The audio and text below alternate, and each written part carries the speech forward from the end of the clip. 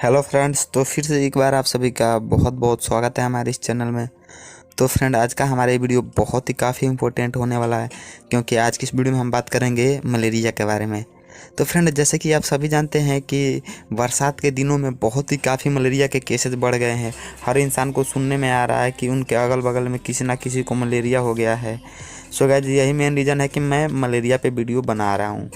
तो आज की इस वीडियो में हम बात करेंगे कि मलेरिया क्यों होता है, तथा साथ ही साथ जानेंगे मलेरिया किस मच्छर के काटने की वजह से होता है, और साथ ही साथ जानेंगे कि मलेरिया से बचने के उपाय कौन कौन से हैं, और जानेंगे कि मलेरिया के केस में यूज़ किए जाने वाले बेस्ट कौन कौन सी दवाएं हैं।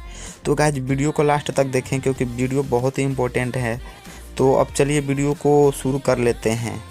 तो गाइस, जैसे कि आप सभी की जानकारी के लिए बता दें कि मलेरिया एक प्रकार का संक्रमण बीमारी है, यानी कि एक इंसान को मलेरिया हुआ है तो दूसरे इंसान को भी हो सकता है, यानी ये फैलता है। जैसे कि या तो एक इंसान को मच्छर काट के दूसरे इंसान को काटे तो भी उसको मलेरिया हो सकता है, या ब्लड ट्रांसफ्यूजन की वजह से भी हो सकता है।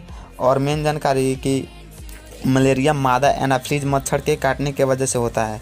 मलेरिया नर मच्छर के काटने की वजह से नहीं होता है, ओनली वन मादा एनाफिलीज मच्छर के काटने की वजह से होता है। तो आइए अब इसके बारे में थोड़ा डीपली हम जान लेते हैं कि कैसे क्या होता है। तो आपकी जानकारी के लिए एक महत्वपूर्ण बात बता दें कि मादा एनाफिलीज मच्छर के अंदर भी एक प्रोटोजोआ पैरासाइट परजीवी होता है।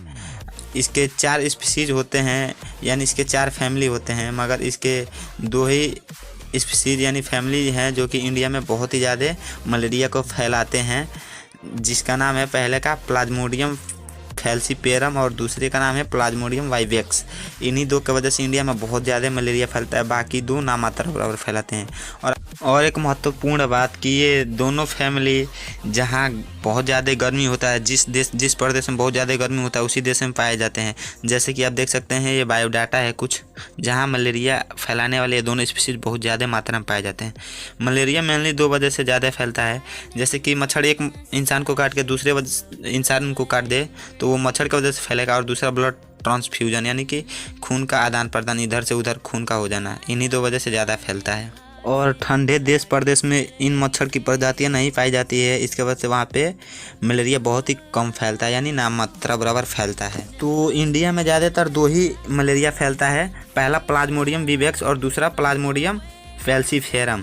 तो चलिए अब बात कर लेते हैं प्लाज्मोडियम विवेक्स के लक्षण क्या हैं। तो इसमें बुखार लगेगा, फिर बहुत ज़्यादा ठंड लगेगा, और फिर पसीना होने लगेगा, और हमारे शरीर का टेम्परेचर 104 से 105 फ़ारेनहाइट तक रहेगा।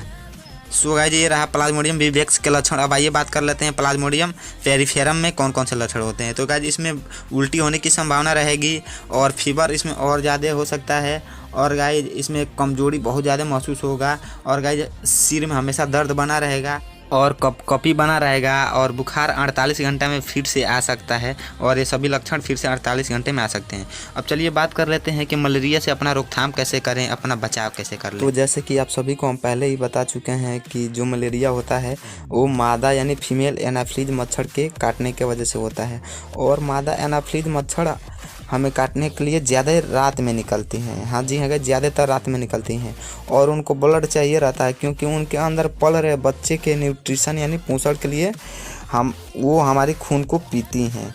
और अगर हम उस टाइम अपने शरीर का बचाव कर लेते हैं, यानी कि उनसे हम कटने से बच सकते हैं, वो हमारे खून नहीं पिए, तो हमें मलेरिया नहीं होगा। तो अब चलिए बात कर लेते हैं कि हम रात के समय मादा एनाफिलीज के मच्छर के काटने की वजह से कैसे बच सकते हैं। तो सबसे पहले हमें उनसे बचने के लिए कोई ना कोई लिक्विड या गुड नाइट का कॉइल या कोई अच्छा सा अगरबत्ती यूज़ करना चाहिए, जिसके वजह से मच्छर हमें ना काटे। साथ ही साथ हमें अपने शरीर को ज़्यादातर ढकने वाले कपड़ा पहनना चाहिए, और हमें मच्छरदानी के अंदर सोना चाहिए, जिसकी वजह से हमें मच्छर ना काटे।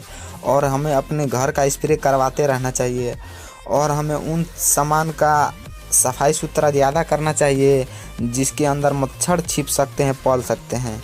और अगर इन बातों का हम ध्यान रखते हैं तो हम मलेरिया से ज़रूर बच सकते हैं। तो इन सभी बातों का अगर हम ध्यान देते हैं और इनका पालन करते हैं तो हम मलेरिया से बच जाएंगे। और गाइज, अगर वीडियो अच्छा लगा हो तो लाइक शेयर सब्सक्राइब जरूर करें, और साथ ही मिलते हैं अगले वीडियो में, और उसमें हम बात करेंगे कि मलेरिया के केस में सबसे अच्छी कौन कौन सी दवाएं हैं, और सबसे ज़्यादा यूज होने वाली कौन कौन सी दवाएं हैं। गाइस इसी वीडियो में हम दवा के बारे में बात कर लेते हैं, मगर ये हमारा वीडियो काफ़ी ज़्यादा लंबा हो जाता है। इसके वजह से हम अगले वीडियो में जानेंगे कि मलेरिया के केस में यूज होने वाले सबसे बेहतरीन कौन कौन सी दवाएं हैं। बहुत बहुत धन्यवाद आप सभी दोस्तों को हमारे चैनल से जुड़े रहने के लिए।